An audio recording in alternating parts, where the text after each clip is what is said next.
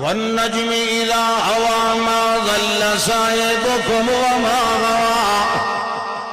اللہ نے تارے دے ابھرن دی نہیں جان دی قسم اٹھائی حالانکہ پورے قرآن دے اندر ویکھو اللہ نے جداں بھی قسم اٹھائی چیزاں دی عظمت دی گواہی دیتی والتین والزیتون وطور سینین وہذا البلد الامین والسماء والارض یعنی اللہ نے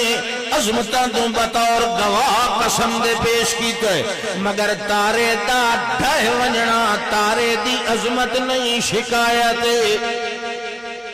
اینو ہلائیں یہ دی شکل ہی کاری صدیق صاحب طرح ہے پتہ نہیں خدا جانا ہے یہ بیران تا نابا ہو سبحان اللہ یہ ٹھیک کیتا ہے 12 بجے پہ نا سبحان اللہ وجدے نہیں پہ بج گئے یہ تو ٹائم تے ستا بھائی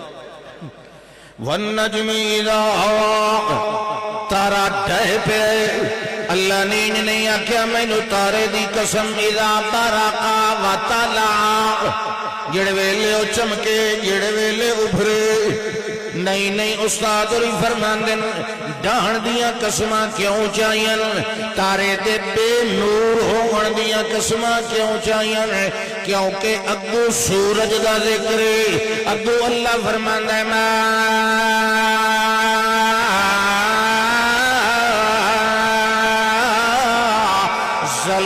صاحبکم یعنی نبیکم رسولکم اگو نبی دا ذکر آیا کھلا اگلی آیت دے اندر کہ اللہ نے اپنے نبی نو کے فرمایا ہے یا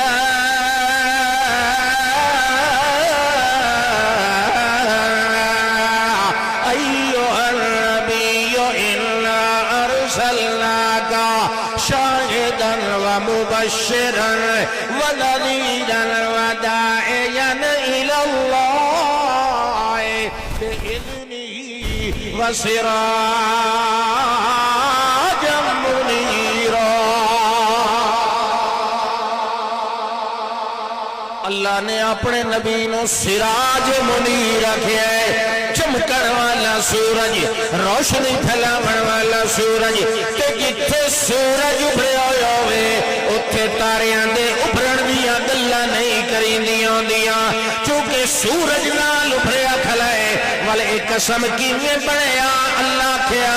تارا ابھرا یا چمک آیا جڑے ویلے اگو سورج پہ چمکدا ہوئے تارا ابھرے تے باویں بڈھے کدی چمک سجدا